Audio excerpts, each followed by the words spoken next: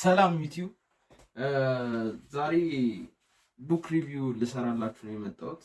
የምንሰራው መጽሐፍ አቶሚክ ሃቢትስ ይባላል እና መጽሐፍ አንብባችሁ የማታውቁ ሰዎች ለምን መጀመሪያ ይህንን መጽሐፍ ማንበብ እንዳለባችሁ ነው የምናወራው ዛሬ።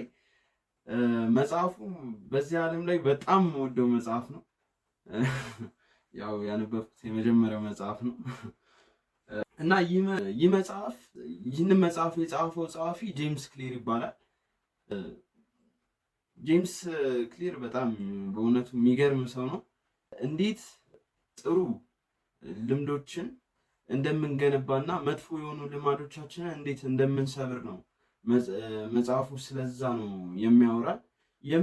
እና ከዚህ መጽሐፍ ላይ ለዛሬ 3 ቁልፍ የሆኑ ሀሳቦችን እናወራለን። የመጀመሪያው ጌት 1% ቤተር ኤቭሪዴይ የሚለው ሀሳብ ነው። በጣም ይነካል።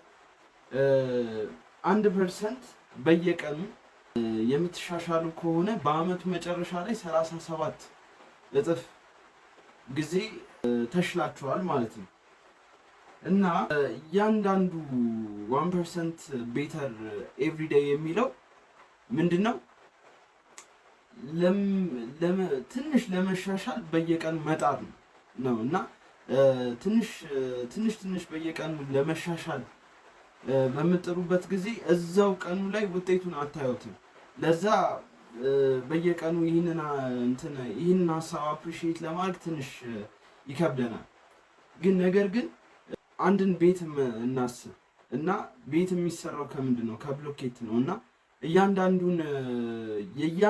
ብሎኬት ተደራርቦ ነው ያንን ቤት የምንሰጠው። ግን አንድ ብሎኬት ስናስቀምጥ ቤት አገኘን ማለት አይደለም። ግን እያንዳንዱ የምናስቀምጠው ብሎኬት ነው መጨረሻ ላይ ቤት የሚሰጠን። ስለዛ ሀቢት ወይም ልምድም ስንል በእያንዳንዱ ጊዜ የምናረጋት ያቺ መሻሻል መጨረሻ ላይ ትልቁን ውጤት ትሰጠናለች ማለት ነው።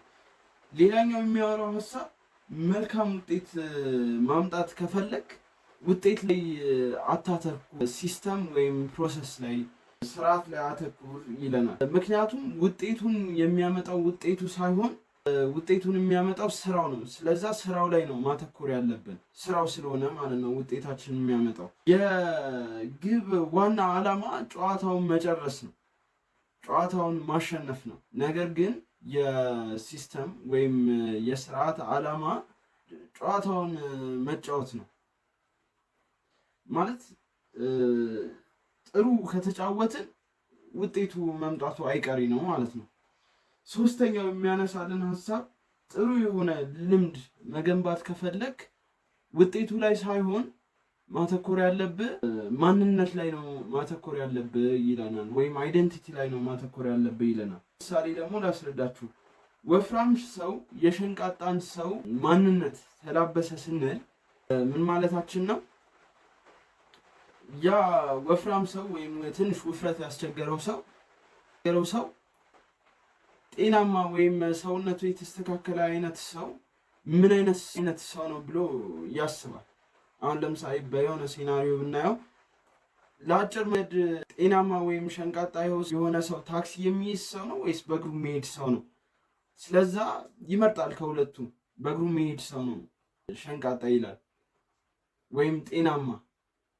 ስለዛ በእያንዳንዱ ቀኑ ላይ የሚያደርገውን ውሳኔ ጤናማ ወይም የተስተካከለ አቋም ያለውን ሰው ነው የሚሆነው ማለት ነው። ወይም በሌላ አይነት መንገድ ሸንቃጣ የሆነ ሰው ምን አይነት ሰው ነው ብሎ ያስባልና ወይም ጤናማ የሆነ ሰው የተስተካከለ አቋም ያለው ሰው ምን አይነት ነው ይልና ያስባል።